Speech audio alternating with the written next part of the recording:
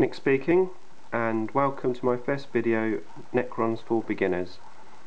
In this video I'm going to cover the compulsory units that you'll need, which is basically a HQ and 2 troops. Now in the Necron Codex we only have 1 troops option, and that's the Necron Warrior, and you can take these between squads of 10 and 20. Now in 4th edition, when we were playing those rules, the big squads of warriors was fantastic. In 5th edition it's not the case, and you're going to want to take the minimum quantity, so you're just going to need 2 squads of 10. That's a very good starting point. They're quite expensive, 18 points each, so there's a huge amount of points there taken up with 2 units. Now the problem with Necron warriors is in the assault. You do not want to get these guys in assault. If you do, they're only initiative 2, they're going to be going last, and they're going to be, basically, you're going to lose the assault and you're going to get wiped out in the sweeping advance. You know, initiative 2, sweep and advance rules, and of course all your downed warriors, they're going to go as well, so the whole unit's going to get wiped out. In 4th edition you had a big squad, you know, they'd sustain the attack, they're in leadership 10, so you just roll off, pass your leadership, hold up your opponent 2-3 turns, but not anymore. So the warriors you will need to protect and use them very wisely. The other thing that you'll need is obviously the HQ. You have 2 options. I pretty much always go for the Destroyer Lord, which basically means it's on this destroyer body. It does boost the points up a bit more. The way I kit out my Lord is obviously the destroyer body. I give him solar pulse, which basically means if it's a night fight mission, you just pop your pulse off and you're not in night fights anymore, but your opponent will be. Alternatively, if it isn't night fights, then you can pop the solar pulse and any unit that he's joined with will be protected with the night fight rules. And the other thing to give him is Nightmare Shroud, but I'll come a bit more to that in a minute. And Flysectory, or however it's pronounced, basically the one which allows you, when you roll his will be back, if he gets up on a 5 or a 6, he gets his extra wounds back. That is highly annoying for your opponent and well worth the points. So that's how I kit him out. Now when you buy your box of warriors, in the box you will actually get some scarab swarms.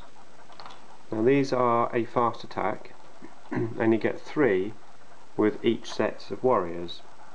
Now ideally what you want to do with these is join them, or join the Lord, to the scarab swarms.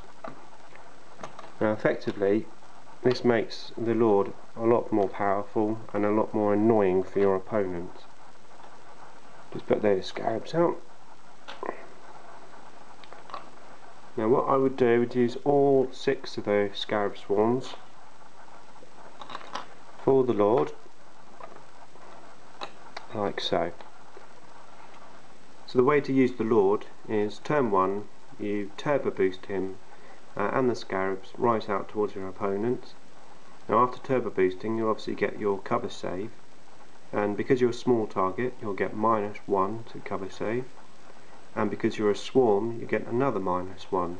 So effectively you've got to have a 2+ cover save on this unit, and once he's out there, hopefully your opponent will choose to shoot at it because it's coming their way. Invariably they shoot at the thing that's coming towards them, and with your 2+ save you should be able to hold up quite well. The next turn you just move your 12 inches and do your best to try and get the unit into cover.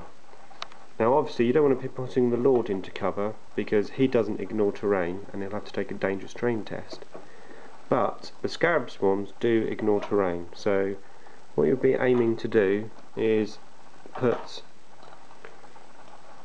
let's say, 4 of them in cover, so you'll be 50% in cover. And now with your special rules you are again getting a 2+ cover save, and this is your opportunity now. Hopefully you'll be within 12 inches or so for the Lord to be able to start popping off the Nightmare Shroud. So any unit within 12 inches has to take a leadership test, or they fall back. And you can do that if there's a lot of units grouped together. You can obviously target more than one unit. Very nice piece of war gear. It's a bit annoying for your opponents. Now obviously if you're within 12 inches it means that they might assault you back. So you do have to be a bit careful, and obviously you do have the option in some missions to actually split the units. So let's say you get down to maybe 2 or 3 scarabs. You might want to split the scarabs off and hide them so that they can go out at the end of the game and contest objectives. The Lord can obviously just come away from that unit, maybe to go and take out a vehicle with its war sign. There's quite a few options that you can actually do with this unit, and in my opinion it's a lot more useful than having a foot slogging Lord, which is pretty much just going to join your squad of warriors and sit at the back.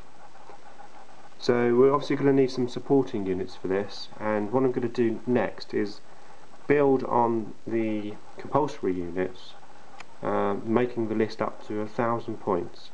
1,000 points is a good entry level to start playing 40k, and it hopefully will give you some units which you're always going to use in the future, or at least the majority of the time. So I'm going to set the board up, get the other units out, and more to come.